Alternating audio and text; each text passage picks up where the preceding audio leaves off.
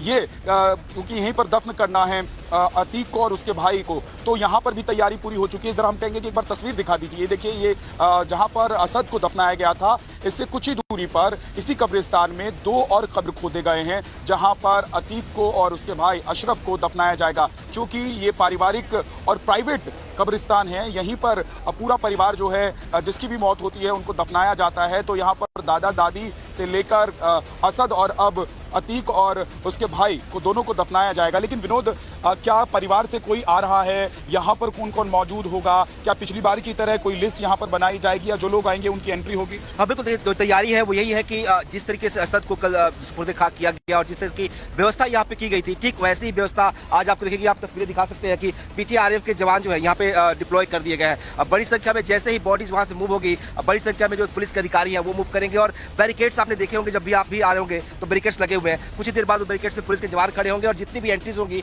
बाकायदा सबको चेक किया जाएगा, वेरीफाइड किया जाएगा।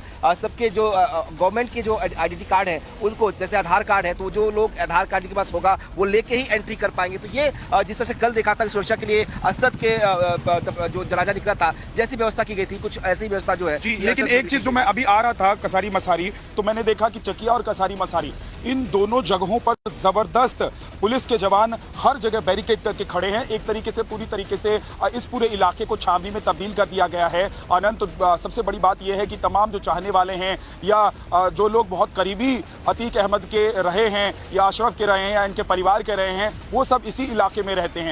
और अंदेशा इसी बात को लेकर पुलिस प्रशासन को थी कि कहीं इस इलाके में किसी तरह का उपद्रव करने की कोशिश ना हो, कोई अनहोनी ना हो। और यही वजह है कि आप चाहे किसी गली में चले जाएं, किसी नुक्कड़ पर चले जाएं, किसी सड़क पर चले जाएं, हर जगह आपको इसी तरीके से, यहाँ तो देखिए अर्धसैनिक बलों को यहाँ पर लाया गया है, यहाँ पर तैनात किया गया है। लेकिन अब पीछे की तस्वीर हम आप कोशिश करेंगे कि आपको लेकर चलें और दिखा सकें कि पीछे किस तरीके से इस इलाके को चाक चौबंद किया गया है। और जैसा कि विनोद आप कह रहे थे कि हर आने जाने वाले व्यक्ति की यहाँ पर एंट्री होगी और उनका आई कार्ड उनके साथ होना चाहिए और नहीं तो यहाँ पर एंट्री नहीं। लेकिन एक बात यह है कि कल हमने देखा था कि 20 से 25 लोग आए थे असद के जनाजे में शामिल होने के लिए, सुपुर्द खाक जब उसको किया जा रहा था। आज अतीक को सुपुर्द खाक किया जाएगा, आज उसके भाई अशरफ को सुपुर्द खाक किया जाएगा। तो सबसे बड़ा सवाल यह है कि आज क्या लोगों की भीड़ लगने वाली है या फिर आज भी लोग नहीं आएंगे? संख्या उससे भी कम हो सकती है, क्योंकि कल ये था कि अतीक जिंदा था, अशरफ जिंदा था, तो वो लोग चाहते थे कि कम से कम उससे अपनी नजदीकियों को दिखा सके। जो सिंपैथाइजर थे, जो उसको सपोर्ट करने वाले थे, वो चाहते थे कि वो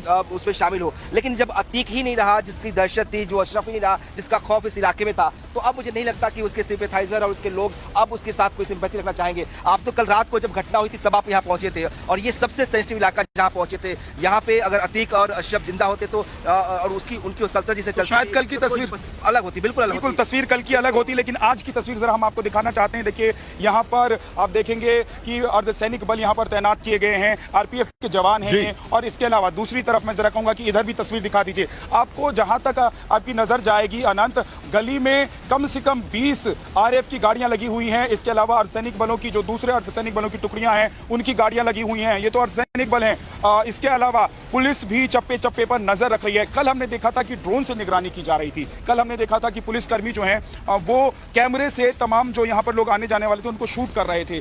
आज क्योंकि इस बात की आशंका ज्यादा है कि अतीक की पत्नी आ सकती है, क्या आज भी ड्रोन से उसी तरीके से निगरानी करने की तैयारी है?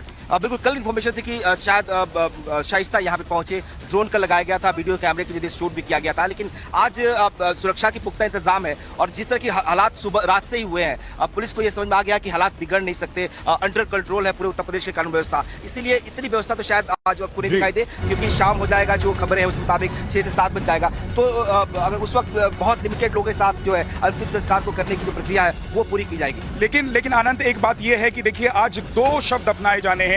आज अतीक के साथ साथ अशरफ को भी सुपुर्द खाक किया जाना है। तो ऐसे में हो सकता है कि उस वक्त इमोशंस थोड़े से दिखाई दें और जो चाहने वाले लोग हैं अतीक के या अशरफ के या उनके परिवार को चाहने वाले लोग हैं वो थोड़े से यहाँ पर, मुझे लगता है कि ऐसा ना हो कि उस वक्त थोड़ी व्यवस्था बिगड़ सकती है। लेकिन एक